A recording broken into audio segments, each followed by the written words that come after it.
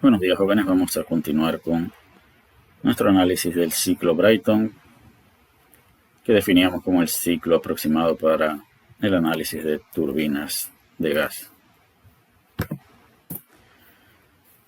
Vamos a iniciar con el ciclo Brayton ideal y vamos a subrayar acá la palabra ideal.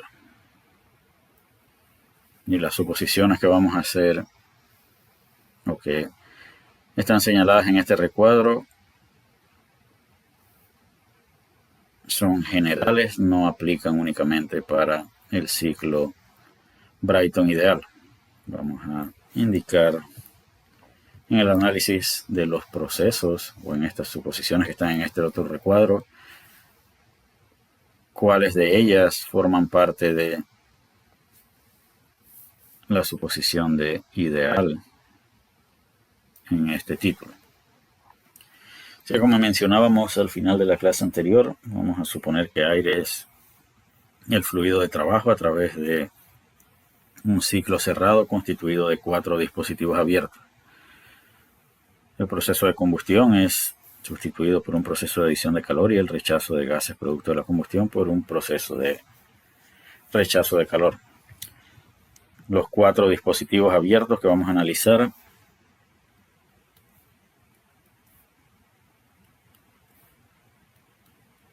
van a ser analizados bajo la suposición de condiciones estacionarias. Todos los procesos van a ser analizados estacionariamente con las relaciones que vimos en el módulo 4. El proceso de 1 a 2 o el proceso a través del compresor es adiabático e internamente reversible. Y esto de internamente reversible tiene que ver con la suposición de ciclo Brayton ideal. En el módulo anterior, nosotros aprendimos a analizar compresores adiabáticos que no eran internamente reversibles. Y su análisis usualmente involucraba conocer la eficiencia isentrópica de ese dispositivo.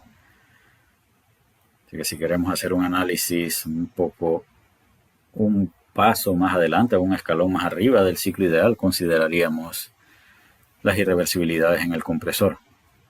Pero por lo pronto vamos a analizar el ciclo Brayton ideal, que desprecia las irreversibilidades en el compresor.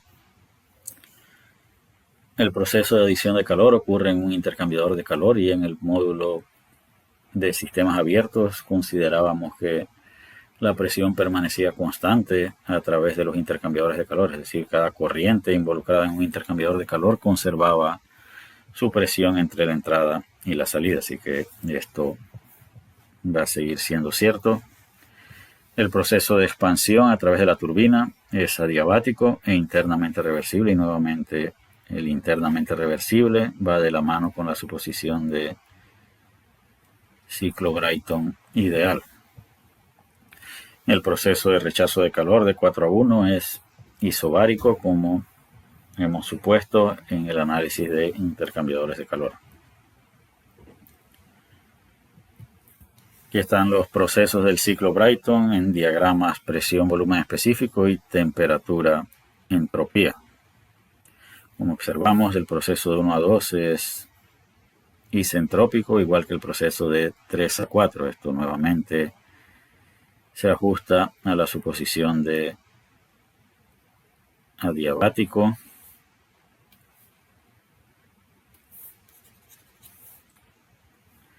y de reversible.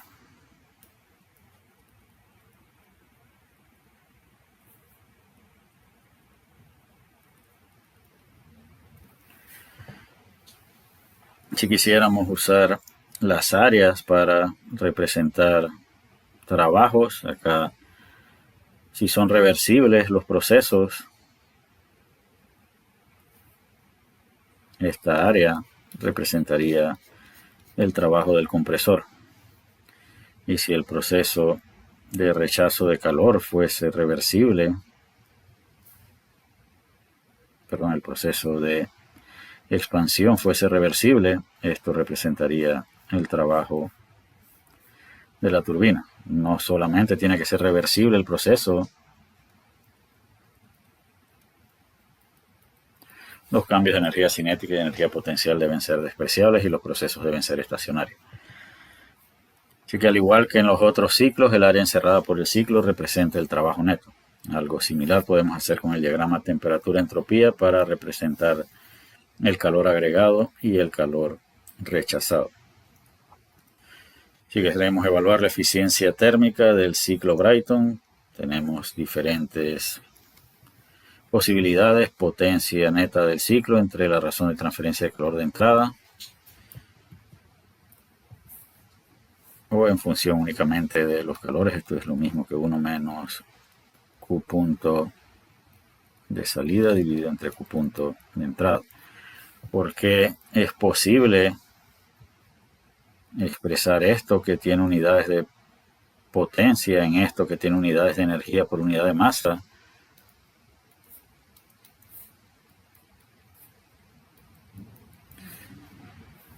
Perdón, esto es 3 y este es 4.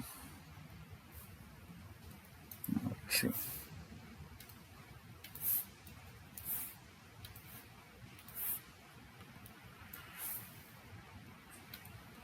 Veamos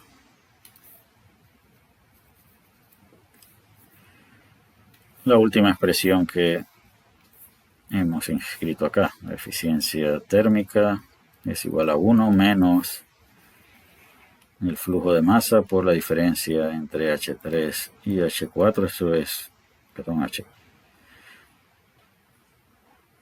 Es que los números están al revés, por eso estábamos confundidos. Este no es el estado 4, este es lo que hasta ahora siempre hemos llamado 1.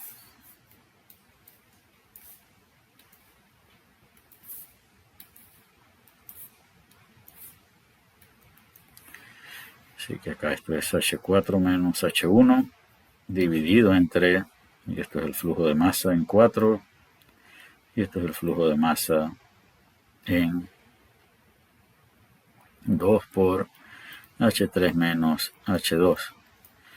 Sin embargo, en condiciones estacionarias, el flujo de masa en 1 es igual al flujo de masa en 2, igual al flujo de masa en 3, igual al flujo de masa en 4. Y es por eso que podemos eliminar los flujos de masa y evaluar la eficiencia térmica en función de propiedades de energía por unidad de masa. En el curso de Termo 2 veremos algunos ciclos, especialmente de vapor, en los que diferentes puntos a lo largo del ciclo tienen diferentes flujos de masa, así que en esos casos debemos ser más cuidadosos. Acá en el ciclo Brayton tenemos la fortuna que el flujo de masa es el mismo en todos los estados a lo largo del ciclo. Analizando cada uno de los procesos, el proceso de 1 a 2 es de compresión adiabático e internamente reversible, y para su análisis vamos a suponer condiciones estacionarias, adiabático reversible con cambios despreciables de energía cinética y energía potencial. Eso hace que la ecuación de balance de energía simplificada se reduzca a que la potencia de salida por unidad de flujo de masa es igual a H1 menos H2, o en otra manera, la potencia de entrada de 1 a 2 entre el flujo de masa es H2 menos H1.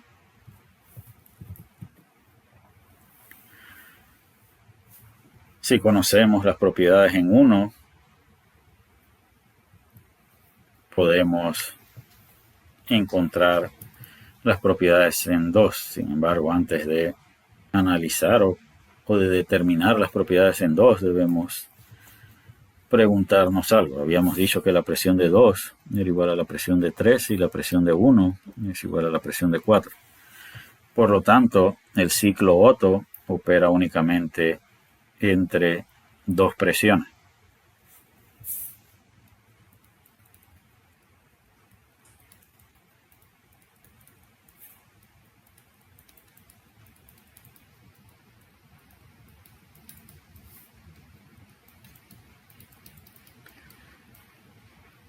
Y la eficiencia térmica del ciclo va a depender de esta relación de presiones. Esta línea de presión constante representa P1 y esta representa P2. Si incrementáramos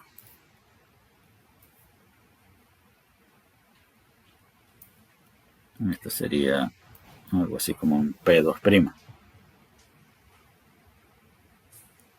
Y más adelante veremos cuál es el efecto de esta relación de presiones en la eficiencia del ciclo.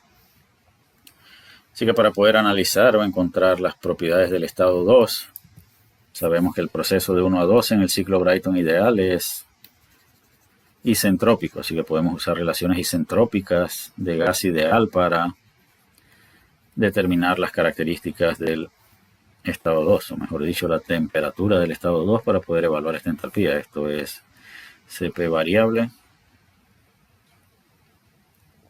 y esto es Cp constante.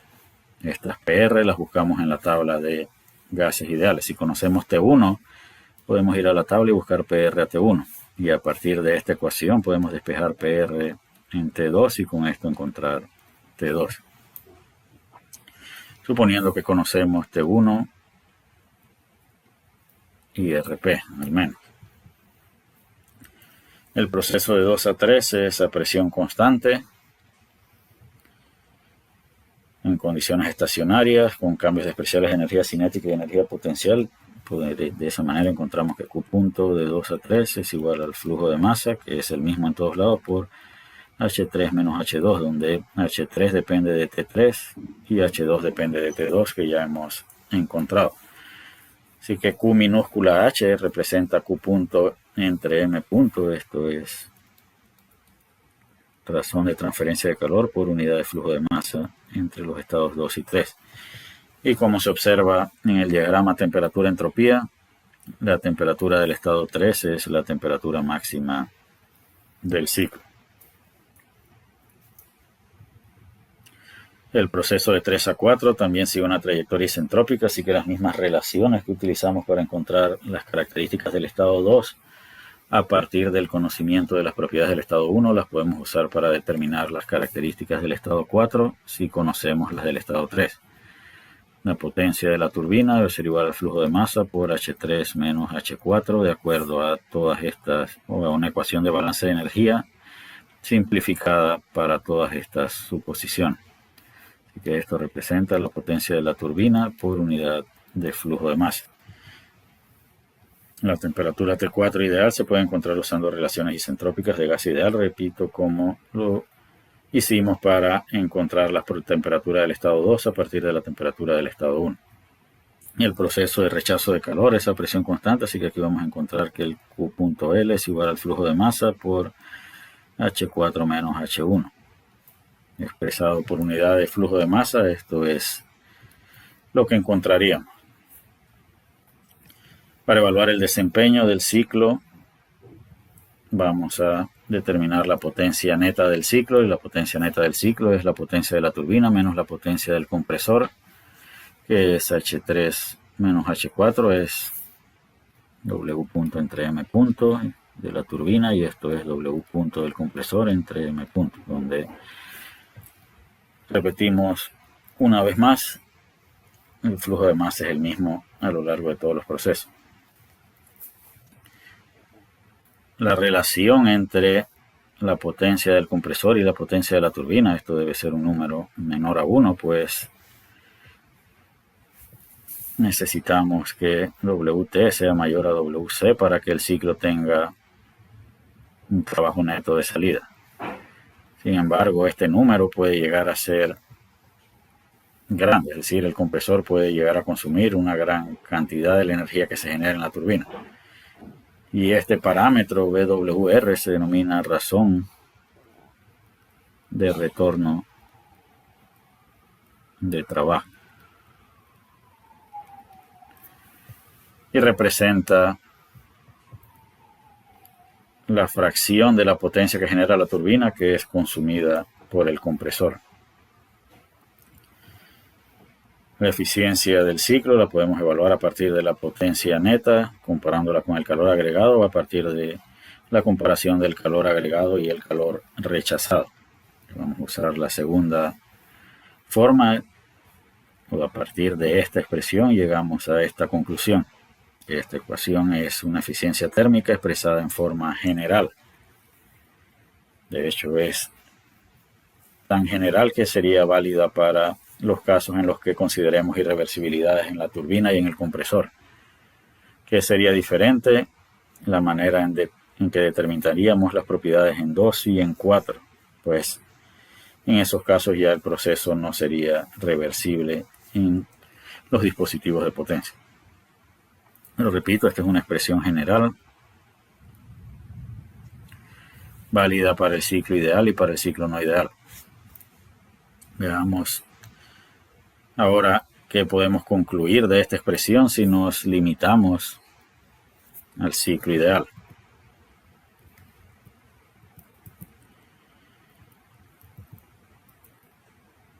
Si tomamos esta expresión, la podemos expresar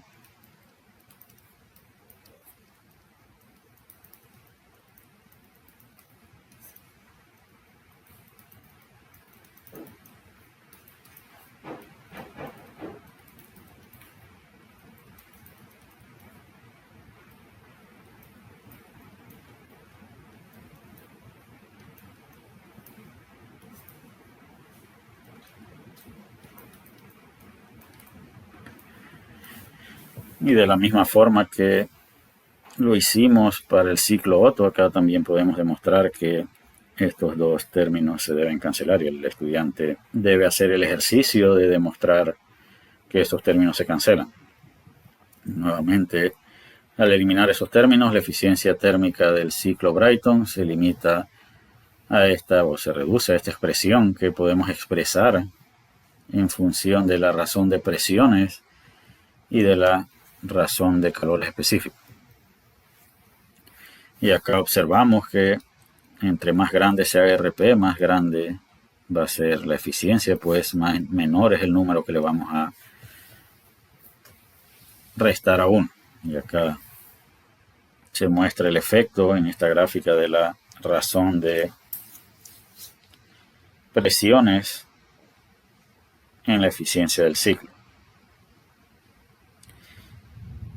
Esta expresión, si bien fue deducida suponiendo comportamiento de gas ideal con calores específicos constantes, muestra el patrón general de comportamiento de este tipo de ciclo. Es decir, si el ciclo, o si no lo modelamos como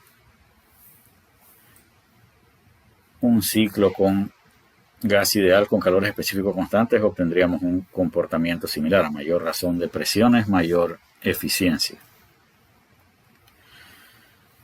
Vamos a ver qué ocurre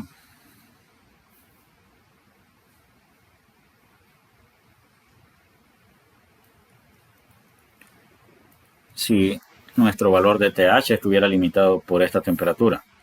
Según esta ecuación, a medida que incrementamos la relación de presiones debe aumentar la eficiencia, y eso no lo vamos a discutir, pero vamos a suponer que acá definimos un estado 2',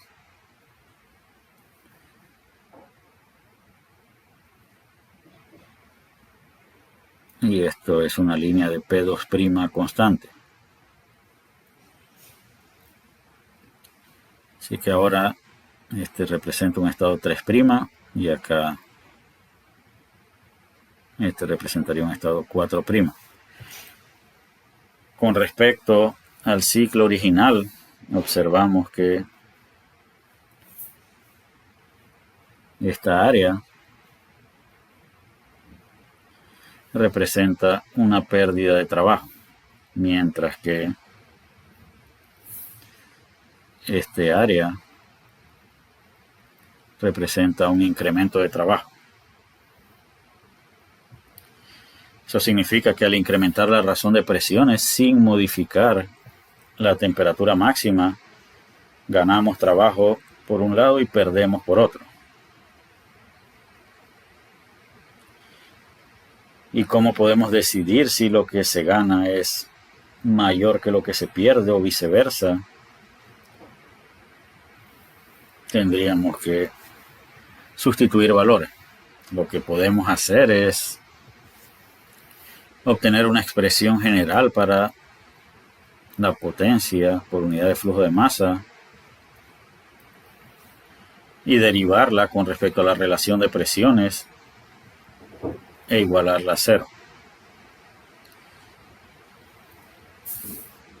Esta ganancia de trabajo y esta pérdida de trabajo ocurrieron por efectos de una variación en la razón de presión. Así que esta derivada va a conducir a un trabajo mínimo o un trabajo máximo. Y esta expresión, que es válida para gases ideales con calores específicos constantes, en los que se siguen o se aplican estas restricciones, T1 es fijo, es decir, este valor no se va a modificar, y T máximo, que representa la temperatura mínima del depósito de alta temperatura, tampoco va a ser modificada. ¿Esto qué significa? Que acá podemos definir un estado 2'', y ahora este sería nuestro ciclo. Nuevamente estaríamos ganando esta cantidad, pero estaríamos perdiendo todo esto. Esta expresión sugiere que hasta ciertas razones de presiones obtenemos un beneficio en el trabajo, o ganamos más trabajo del que perdemos, pero después de esta razón de presiones, si seguimos aumentando la razón de presiones, vamos a empezar a perder más trabajo de lo que se gana. Así que por eso le llamamos una relación de presiones óptimas, para maximizar el trabajo. Esto no nos va a dar una eficiencia máxima, lo que nos va a dar es un trabajo neto del ciclo máximo. Decíamos que en el ciclo ideal el proceso de compresión y el proceso de expansión eran reversibles, además de las irreversibilidades en la turbina y el compresor. Los efectos de fricción en los intercambiadores de calor son irreversibles y afectan el comportamiento del intercambiador de calor de adición de calor y del intercambiador de calor de rechazo de calor. En el módulo anterior nosotros aprendimos a modelar o a contemplar las irreversibilidades en los dispositivos de potencia, turbinas y compresores, a partir de las eficiencias isentrópicas. Cómo evaluar pérdidas por fricción es un tema que se debe cubrir en el curso de mecánica de fluidos. Así que por lo pronto nosotros nos vamos a limitar a evaluar los efectos de las irreversibilidades en la turbina y el compresor. Por lo pronto vamos a seguir suponiendo que P2 es igual a P3 y que P4 es igual a P1. Es decir, vamos a despreciar los efectos de la fricción en los intercambiadores de calor, pero esto representaba, este es el estado 1, el estado 3. Este representaba el estado 2 del ciclo ideal,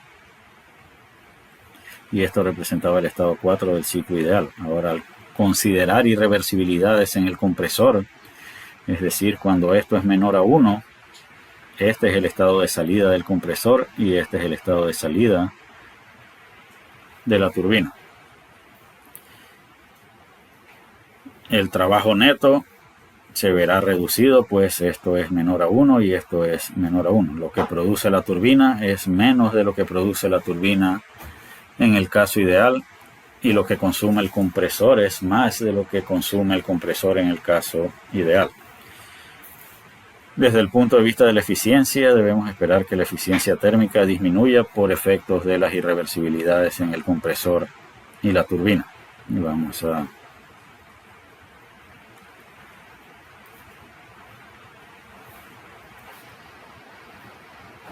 evaluar toda esta área que vamos a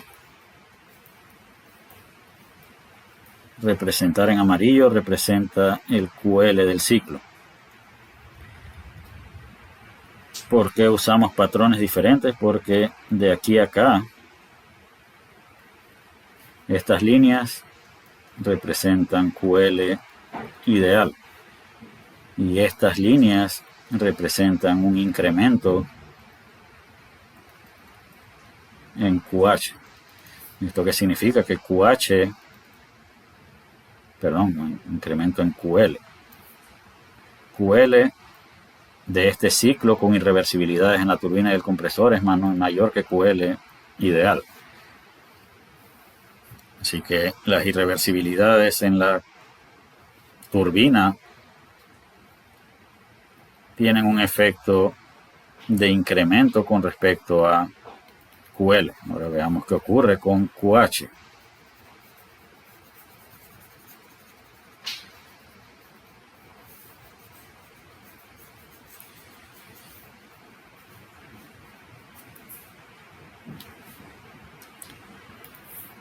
Ahora que el estado 2 está aquí,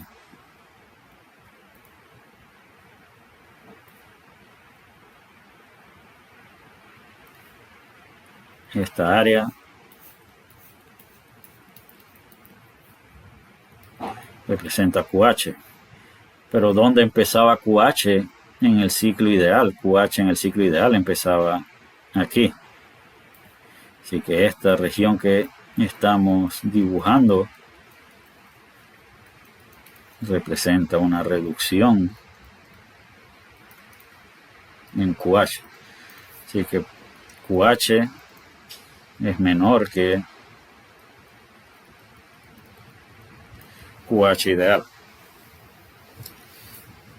El trabajo neto del ciclo es igual a QH menos QL. Que si hacemos esa comparación para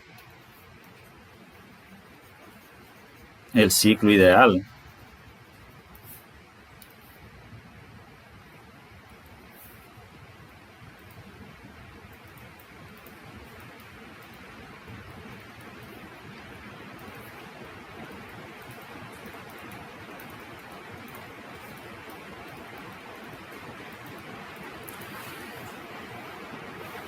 de acuerdo a lo que hemos encontrado con las áreas, QL en el ciclo ideal es mayor que en el ciclo ideal. Y QH se reduce. Así que este numerador tiene que ser más grande que este denominador. Acá este número es más grande que este. Y este es más pequeño que este. Así que este número es mayor a 1. Por lo tanto, el trabajo neto ideal tiene que ser mayor que el trabajo neto de este otro ciclo con irreversibilidades en el compresor y la turbina. Y esto era de esperarse. Desde el punto de vista de la eficiencia,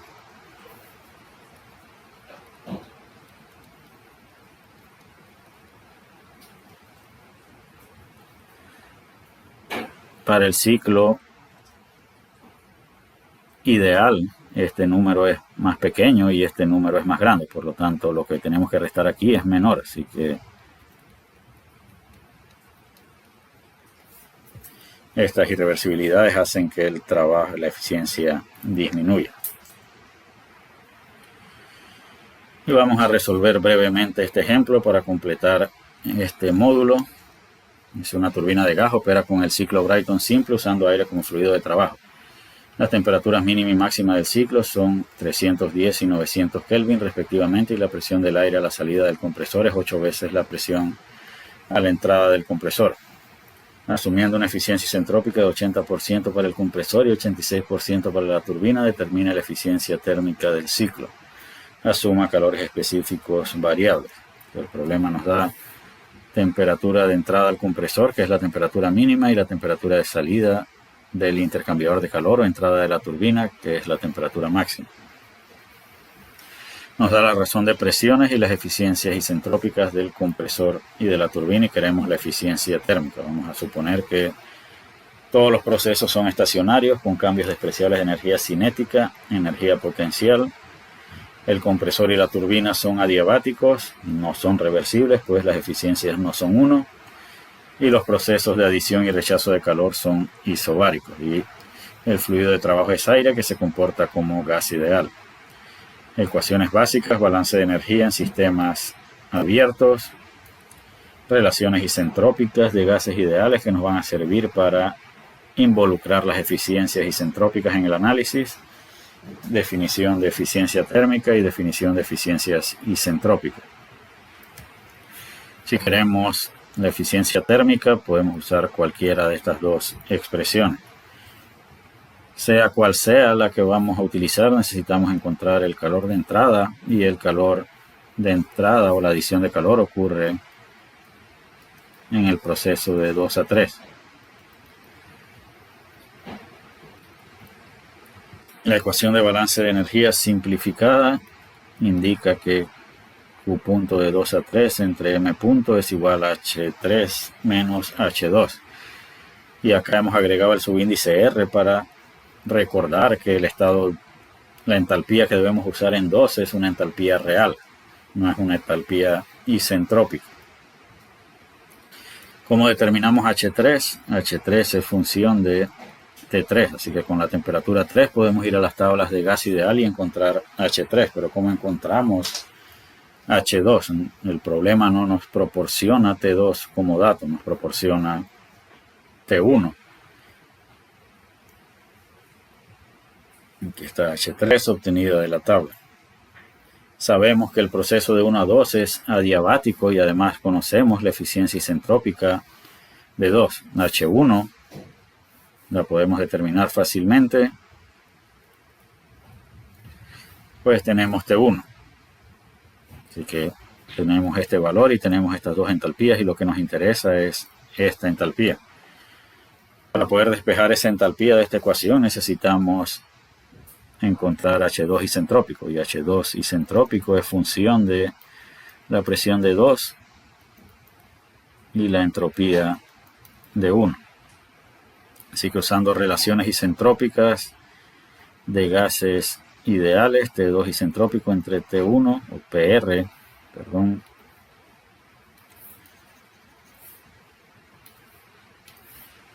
P2 entre P1, que es igual a RP, es igual a PR de T2 isentrópico dividido entre PR de T1. Y acá ya hemos evaluado PR de T1 de la tabla. De esta ecuación podemos evaluar PR de T2 isentrópico. Y esto es PR de T2 isentrópica. Con esto podemos regresar a la tabla y determinar H2 isentrópico. Una vez tenemos H2 isentrópico, podemos regresar a esta ecuación y despejar H2 real. A veces yo le pongo el subíndice R, a veces no se lo pongo. El estado que realmente forma parte del ciclo es el estado 2 real, así que en algunas ocasiones lo considero redundante asignarle el real. Acá a este siempre le asignamos el subíndice S, pues es solamente una referencia. Así que ya tenemos H2, podemos determinar el calor agregado en el ciclo que era necesario para evaluar la eficiencia térmica. Pero ya que analizamos el compresor, vamos a encontrar el trabajo de entrada del compresor, que es igual a H2 menos H1. Y esta es la potencia por unidad de flujo de masa consumida por el compresor. Tenemos el calor agregado por unidad de flujo de masa. Ahora, si ya tenemos el trabajo del compresor, vale la pena analizar la turbina y obtener el trabajo neto del ciclo. Así que la potencia de la turbina por unidad de flujo de masa es igual a H3 menos H4 real, o H3 menos H4 simplemente. H3 ya lo tenemos. Tenemos la eficiencia isentrópica de la turbina. Decíamos que teníamos H3 y H4. Si pudiéramos encontrar H4 isentrópico, podríamos despejar H4 real de esta ecuación. O utilizar esta expresión para determinar el trabajo directamente sin obtener H4 real. Lo que es cierto es que necesitamos encontrar H4 isentrópico. Y nuevamente P3 entre P4 es igual a PR de T3 entre PR de T4 isentrópico, y esto es igual a RP. PR de T3 lo podemos encontrar con T3 y podemos despejar PR de T4 isentrópico, y con esa PR de T4 isentrópico podemos encontrar en la tabla H4 isentrópico. Sustituyendo, encontramos que la potencia de la turbina por unidad de flujo de masa es 355.71 y la potencia del compresor era 315. La potencia neta es la resta de ellos dos y son solamente 40.3 kilojoules por kilogramo. La mayoría de la potencia ha sido consumida por el compresor. Así que ya tenemos el calor agregado, tenemos la potencia neta, podemos evaluar la eficiencia térmica, que es solamente 0.13 o 13%. Para que sea contestado en el foro, vamos a preguntar a qué es igual la razón de retorno de trabajo en este ciclo. Y con este ejemplo vamos a concluir el módulo de ciclos de potencia de gas. Este tema va a ser extendido en su curso de termodinámica 2, donde, como indicábamos anteriormente, vamos a definir algunas estrategias para incrementar la eficiencia del ciclo Brayton. Así que con esto concluimos este módulo. El próximo módulo tiene que ver con los ciclos de potencia de vapor.